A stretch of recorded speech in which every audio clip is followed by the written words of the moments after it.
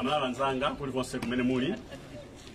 Ife tabwera lero tafika mu mzinda wa Nzuzu kumene tafika ndicholinga choti tikapereke chithandizo kwa anzathu amene ndiovutika kudera lija lotchedwa Kasasire ku boma la Nkhatabe.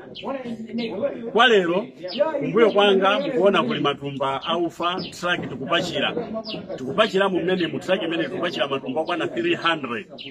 Ife abungwe la Malawi First, the People's First, ndi utsogoleri wa Kalindo komanso mothandizidwa ndi amalawi wakufuna kwabwino.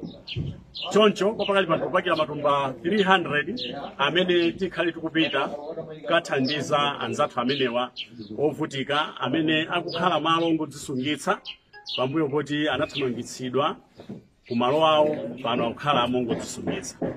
Choncho tikupita tikathandiza anthu amenewa ndi matumba 300 aufa.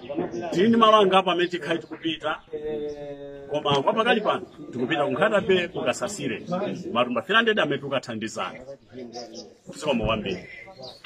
Ife Malawi First pano tili ku ulendo pita ku Nkhatabe ukagawa zakudya kwa anzathu ena amene akuvutika ndi njala. Monga amene mukuonera apa chonchi kufuna tioloke komano kuti kudikira kaye kuti madzi angokwera pang'ono ngoti tiduse kuti tsidya linalo kuti tikagweze kudya. Ndi panopa amene mukuonera fundo lili kulondera la ulalo kuti anthu akhoza kumaolokera komano apapa tikudikira ndithu kuti madziwa angokwera pang'ono ngoti ife mwina tikwanitse kutani kudutsa ndikumapita kumene tikagwaza kudya ife Malawi First.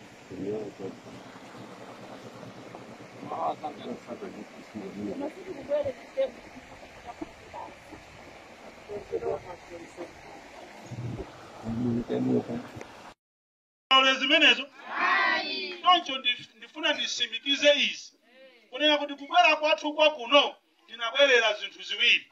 Choyambirira tizakuoneni inuyo abale athu.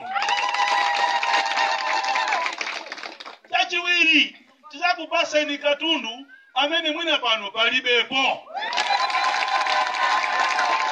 Chifukwa pano taona azigogo, taona ana ang'ono, taona azimayi amene mukukhala mu moyo okhala ngati ndinu agalu kapena nkhumba koma muli Amalawi.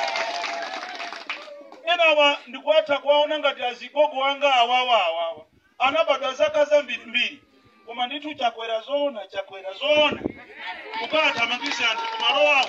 Soka likamabwera kumayamba kukuotcha ni nkuti. Tikupempheni abale anga mukondane pano pa kampu.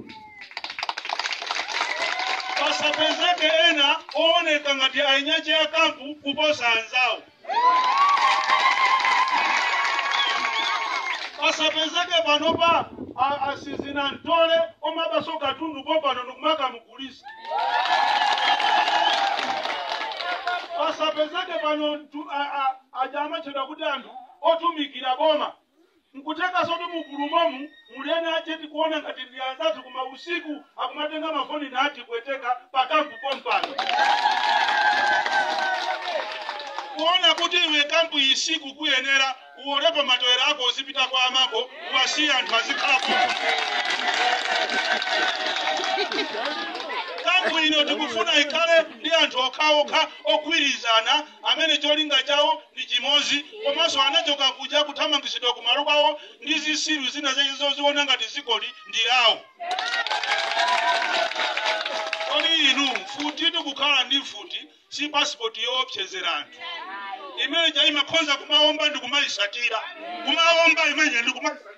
Chipolopolosa lowa iya. Kunimba yewe naja akatenga udindo aje mpomamu sikuti azisamalika ndi kumazuzana. Mulungu ndi woopsa. Mulungu ndi wotani kodi? Woopsa. Choncho ndikufuna ndikulimbikiseni inu anthu pa kampu panopa musadandaule. Katundu amene tabwera naye iyi. Ndipo kali moto iso mwaia samarora kikatu kodi bana ina ija ilikuti. Bana ilikuti bana. Ilikuti. Yeah, bana.